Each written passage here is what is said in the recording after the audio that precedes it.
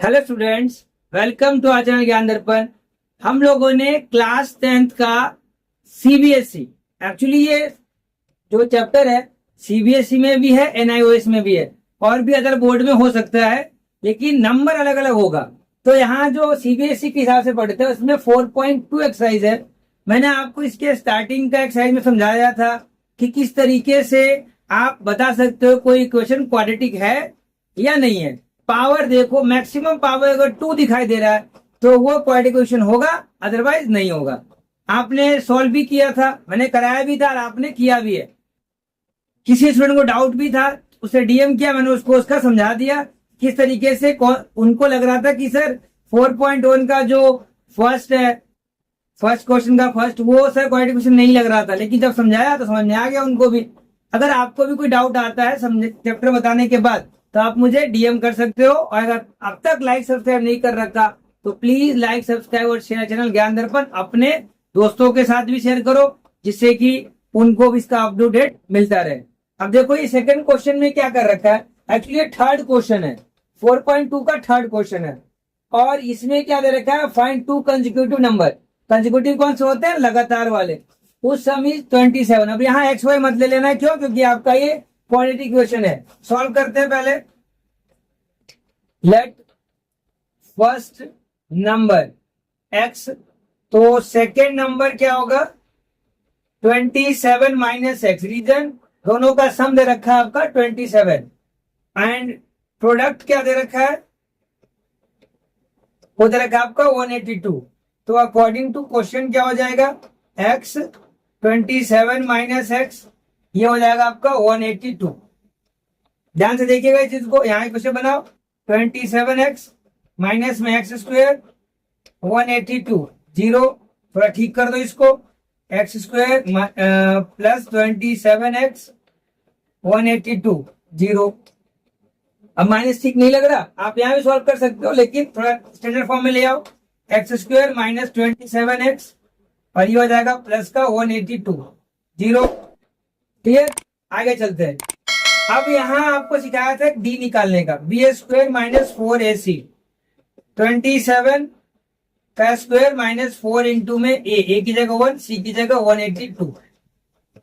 27 का स्क्वायर होता है 729, माइनस का प्लस ही रहेगा, और इसको मल्टीप्लाई करो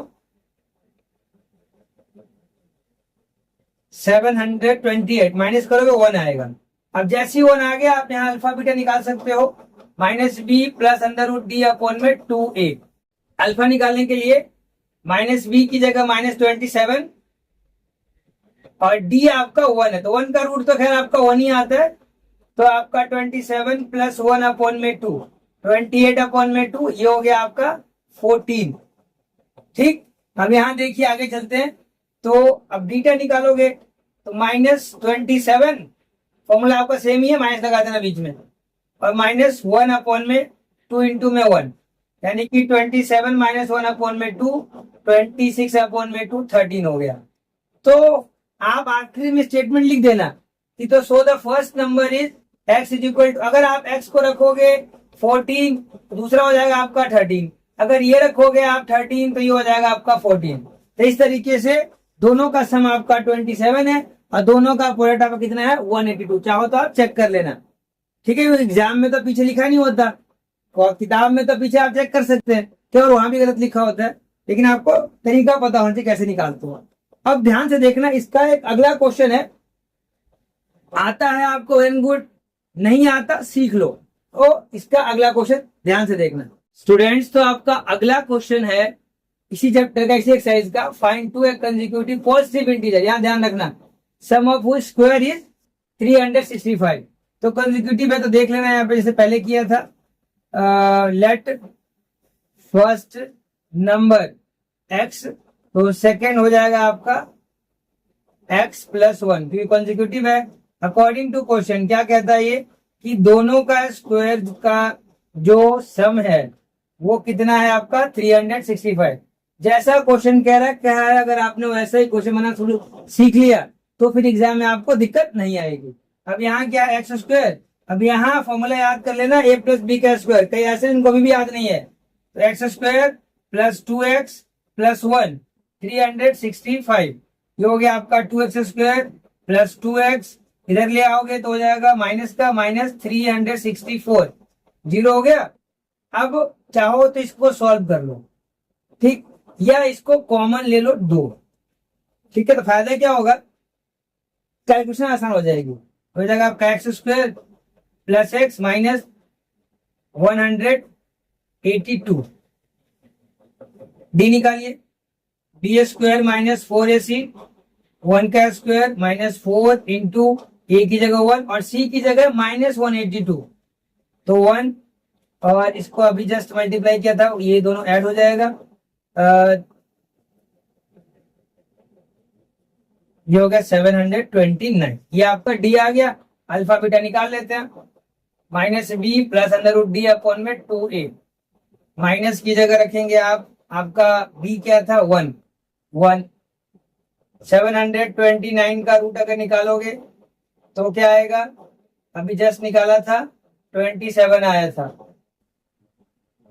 ये माइनस करेंगे आप 26 अपॉन में 2, ये हो जाएगा आपका 13। लेकिन जब आप बीटा निकालोगे तो minus B minus root D upon में 2 ये हो जाएगा माइनस 1, और इसका रूट निकालोगे वही सेम निकलेगा 27, 2 इंटू में 1 तो 2 ही रहेगा। लेकिन यहाँ दिक्कत क्या आ जाएगी, यहाँ आएगा आपका माइनस 14, तो आपसे क्या बोला था पॉजिटिव इंटीजर, तो x जो है आपका नेगेटिव नहीं रहना है, so x is equal to 13, last में लिख देना, so the first number is 13 and the second number is 13 plus 1 यानी कि 14। तो ऐसे आप लिखोगे आपको पूरे मार्क्स मिलेंगे, लेकिन ध्यान से लिखना है, वर्ड्स को समझना है कि क्या कह रहे हैं वो, एक भी साइन आगे पीछे हुआ तो पूरा ही गलत हो जाता है, ठीक है। अब इसका अगला क्वेश्चन देखो कि कौन सा है और उसको सॉल्व कैसे करना है। मैं आपको उसका एक क्वेश्चन बना के देता हूं, सॉल्व आप मुझे करके दोगे और मुझे बताओगे कि सर मेरा आंसर ठीक आया है, वो आप मुझे डीएम कर देना। ध्यान से देखो आप अगला क्वेश्चन। हाँ तो स्टूडेंट आपका अगला क्वेश्चन, पांचवा क्वेश्चन कौन सा है कि the altitude of right angle, right angle का मतलब क्या है, 90 डिग्री का एंगल होना चाहिए। अब तक तो खैर आप लोग याद ही हो गया होगा। एल्टीट्यूड का मतलब ऊंचाई से है, यानी कि height. The altitude of a right triangle is 7 centimetre less than it's base if the hypotenuse is 13 centimetre. अब देखो कभी ऐसा क्वेश्चन आ जाए तो साइड में रफ डायग्राम बना लेना, रफ फिगर जब आप बना लोगे तो आपको करना आसान होगा। ये हाइपोटेन्यूस होता है आपका, ये आपका 13 सेंटीमीटर दिया हुआ है। ये क्या रखा है कि जो एल्टीट्यूड है वो इसके बेस से 7 सेंटीमीटर कम है, तो बेस को आप x ले लो तो ये हो जाएगा x माइनस 7। ये सिंपल तरीका है आपको, जिससे आपको समझ में अच्छे से आ जाएगा। आप एक ट्रायंगल का नाम चाहो तो नाम ले लो, ABC कह लो, PQR कह लो, वो आपके ऊपर डिपेंड करता है। अब यहाँ ध्यान लगाओ, एक याद होगा आपको पाइथागोरस थ्योरम। उससे पहले आप यहाँ देखो, सोल्यूशन तो करना पड़ेगा ना। Let the base of the triangle क्या है, x सेंटीमीटर, या आप लेट किया है तो आपका एल्टीट्यूड कितना हो जाएगा, ये हो जाएगा आपका x माइनस 7 सेंटीमीटर। और आपको पता है आपको हाइपोटेनियस दिया हुआ है कितना, 13 सेंटीमीटर। तो शायद आपको याद होगा according to Pythagoras theorem, Pythagoras theorem थोड़ा सा याद होगा तो आप कह सकते हो सर बेस का स्क्वायर प्लस एल्टीट्यूड यानी कि हाइट का स्क्वायर इसके हाइपोटेनियस के स्क्वायर के बराबर होता है। अब देखिए क्या है, बेस क्या था आपका, x था, स्क्वायर कर दो, उधर क्या है x माइनस 7 स्क्वायर कर दो, 13 का स्क्वायर कर दो, एक्स स्क्वायर।